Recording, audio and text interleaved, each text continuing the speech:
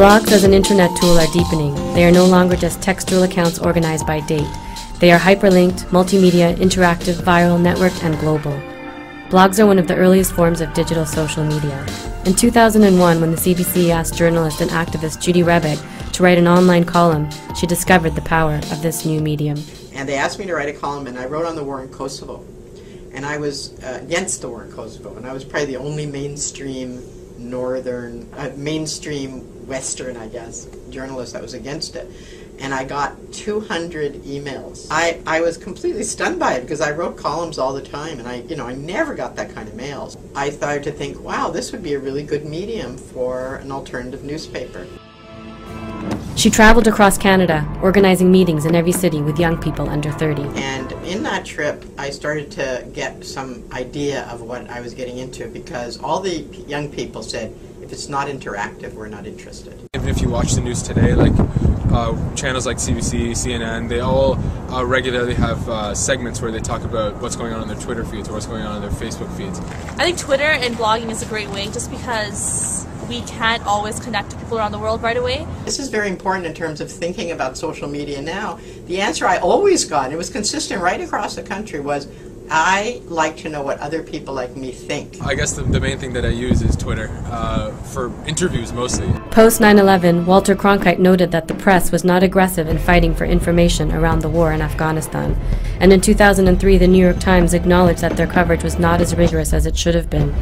Audiences searching for critiques of traditional media turned to the internet and to bloggers. It was amazing because we had so many different perspectives on what happened on 9/11, rather than just having the Western media, which was very different.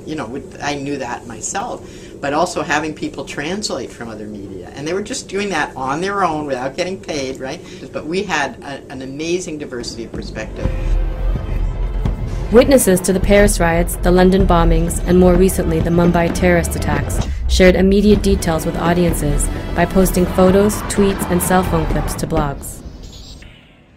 Social media, or what you're calling blogging, it's a kind of megaphone for independent media.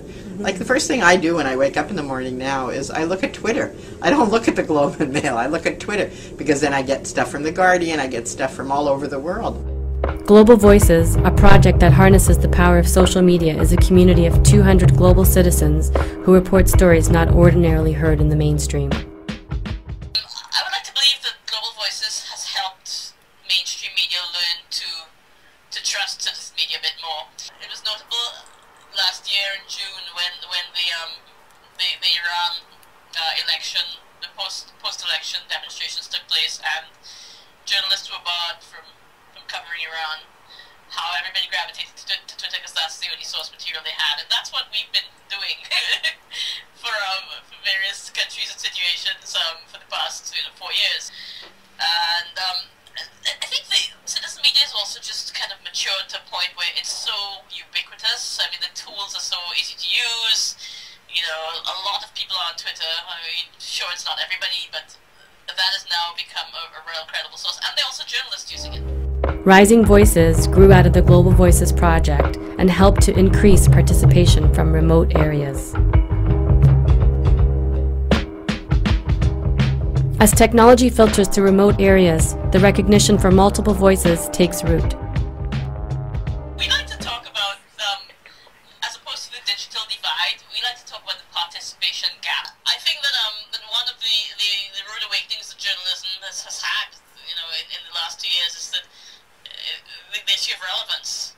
The one sector in the US of journalism that's growing is ethnic media, because ethnic media continues to be relevant to the communities it serves. So there's a need for greater diversity. I think international reporting is another area where we can actually make a difference. While marginalized voices gain access to expression, they resist images of themselves depicted by others, and small but societal transformations begin.